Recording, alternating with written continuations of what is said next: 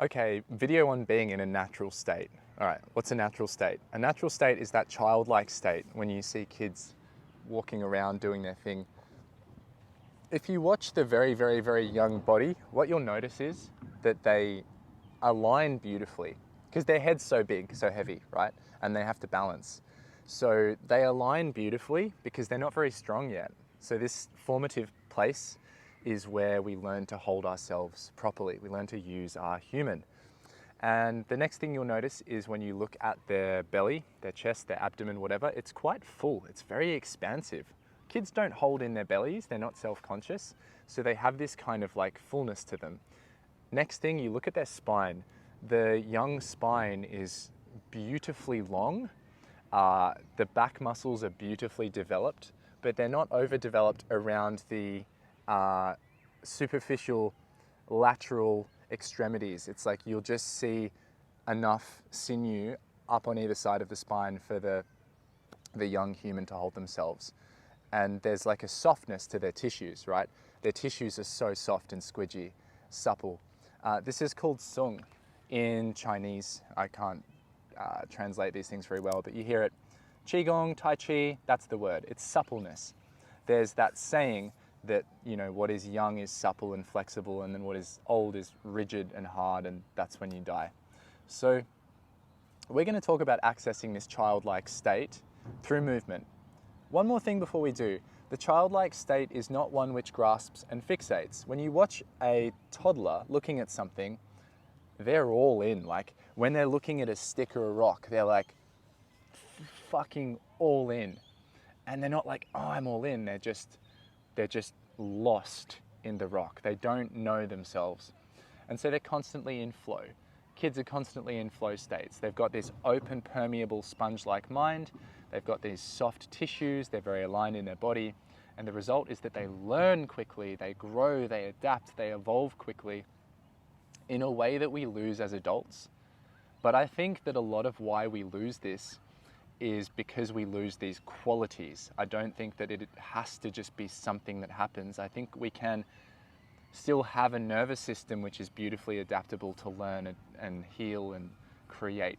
So keeping this in movement would be like finding those particular qualities. So the fullness, if I look at the belly, the abdomen, this is like I want to be ripped, I'm concerned about things. This is like, oh, I've been injured, I'm all twisted. If I can unwind that stuff, spending enough time just being and being aware of it, standing, then I start to get this sort of belly which, see how soft it is?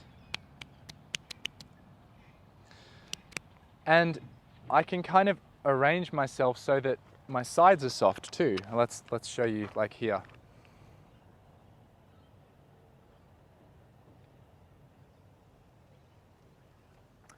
I can explore, because of that softness, because I'm not holding with muscle, I now have to find a more upright alignment, and I have to just, you know, let my bones be where they want to be.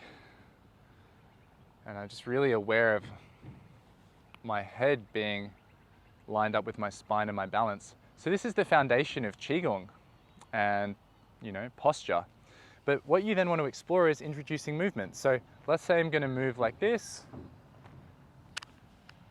What we're looking at is how this remains natural. So the movement I'm doing is happening where I'm doing it, and the effort is localized to the part of me that's actually moving, and there's only minimal effort. There's just enough to do the movement I want to do. What happens with a lot of people is, like, if you ask them to do this or to go into a Cossack squat or something, before they even get to the point where they need to, they're going to start to, like, I used to do this, like, contract and contort and tense up, and they're not even there yet. Like, it's not, if they relaxed, they would realize that it actually isn't hard yet, that they're making it hard. A great example is a single leg squat. I like to use this one a lot. So you'll get people like, okay, you know, like before they've even felt anything, they're already afraid of what's happening next and tensing up to fight. Movement and training, getting strong even, doesn't have to be like that. It's about being able to apply force. It's not about suffering internally. That doesn't make you stronger. It's about rewiring your nervous system and giving your tissues enough time to learn how to handle force. So like a single leg squat, if I'm in toddler zone, if I'm in this beautifully neutral place where I'm just in the flow, then like my attitude is like, oh, wow, wow, wow, wow. So in this, wow. And I'm feeling heaps, like my legs starting to light up now. But I'm not afraid, so I'm not gonna, oh, fuck. I'm just still toddler. I'm just still balancing. I'm just still balancing, feeling my foot going down. Yeah, my leg's lighting up, but I don't know that pain's bad. I'm just like, oh, okay. I don't know that burning is a problem. It's just burning. I don't even have a word for burning. It just is. So now I'm feeling the sensation in my legs, and so I'm squatting with my legs, therefore my legs are gonna get strong. My feet are gonna get strong. The effort and stimulus is happening where it's happening. It's happening up here if I'm doing this, but what does that have to do with the squat? So all the time, we're adding in these other efforts and we're adding all of this tension to things that don't need it in every area of life. It's not just training, it's conversation. We add words that aren't needed because the quality of attention and the natural presence is missing. So I want you to explore this. I just want you to keep an open mind to this in your life. How can I access the childlike state? And how can I move when necessary, where necessary, to the degree necessary, starting from presence and attentiveness, rather than starting from ideas and concepts and preconceptions? If you want to counter argument and say, oh, but things happen and you have to be ready and prepared, you're right. How prepared do you really have to be? How prepared can you really be? And let's look at something like a jaguar or a wild animal or a bird. Is the bird preempting everything? Is the jaguar preempting?